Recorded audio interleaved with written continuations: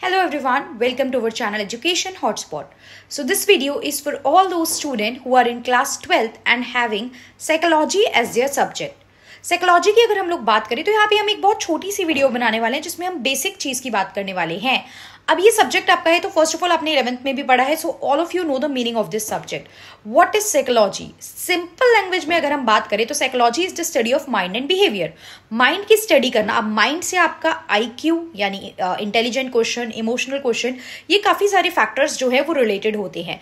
Plus आपका behaviour, how you behave, ये जो होता है ये आपका साइकोलॉजी के अंदर हम स्टडी करते हैं और इसमें भी बहुत सारी ब्रांचेस होती हैं. इतना छोटा सा सब्जेक्ट और इतना इजी टू अंडरस्टैंड सब्जेक्ट ये नहीं रहता है.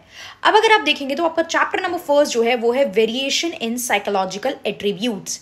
इसको डिटेल में पढ़ने से पहले एंड इस वीडियो के कमेंट सेक्शन में आप लोग मुझे बताएंगे you want the detail explanation of this video. I am planning to start MCQ series of all the chapter wise MCQ हम लोग प्लान करेंगे.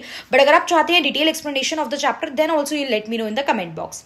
अब सबसे पहले हम एक छोटी सी वीडियो के थ्रू देख रहे हैं कि what exactly is the meaning of psychological attribute. Variation मतलब होता है differences in the psychological attribute. तो ये साइकोलॉजिकल एट्रीब्यूट वर्ड है क्या? साइकोलॉजिकल एट्रीब्यूट मतलब वो सभी फैक्टर्स हैं, वो सभी पैरामीटर्स हैं जिसपे हम एक ह्यूमन के जो फीलिंग्स होती हैं, जो इमोशंस होता है, जो बिहेवियर होता है, उस पैटर्न को ऑब्जर्व करते हैं.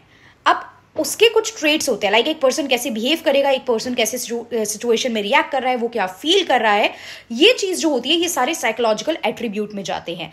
अब we are very well aware of this fact कि हर पर्सन का जो एक वे ऑफ रिएक्ट होता है, एक किसी चीज को फील करता है वो पर्सन, वो सबका वेरी करता है.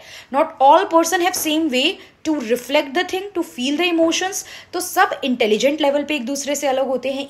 मेंटल एस्पेक्ट पे, इमोशनल एस्पेक्ट पे, यानी इंटेलिजेंट क्वेश्चन के एस्पेक्ट पे, इमोशनल क्वेश्चन के एस्पेक्ट पे वो पर्सन जो होते हैं how they are going to react, वो चीज़ बदलती रहती है. तो ये एट्रीब्यूट क्या होता है, ये मीनिंग, इसका इंट्रोडक्शन हमें यहाँ देखना है.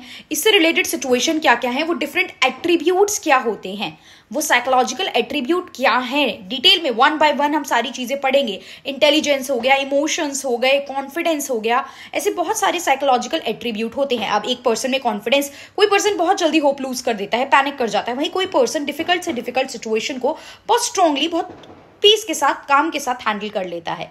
तो ये क्या है, ये पर्सन के different way of dealing the situation है. तो वो हर पर्सन हर सिचुएशन में सेम तरीके से रिएक्ट नहीं करता, ये बहुत सिंपल सी बात है. तो वही डिफरेंट एट्रीब्यूट क्या है ये हमें इस चैप्टर में डिटेल में पढ़ने हैं, जिसमें हम बहुत सारे क्वेश्चंस पढ़ेंगे, जैसे टॉपिक्स पढ़ेंगे, जैसे सिचुएशनलिज्म क्या होता है, इंडिविजुअल बिहेवियर क्या है, साइकोलॉजिकल एट्रीब्यूट क्या है, what are the different name of the psychological attribute, हम उन्हें डिटेल में एक्सप्लेन करेंगे. तो इन डिटेल इस चैप्टर को पढ़ना है. MCQ सीरीज में आप लोगों के साथ बिल्कुल जल्दी लेके आने वाली हूँ. अगर आप चाहते हैं मैं चैप्टर को और डिटेल में डिस्कस करूं, ये पहली वीडियो थी, इंट्रो वीडियो थी.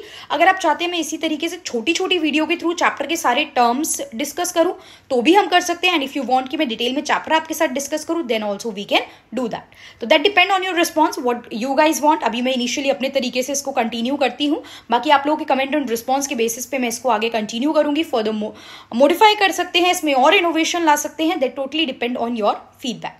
So that's all. Thank you everyone.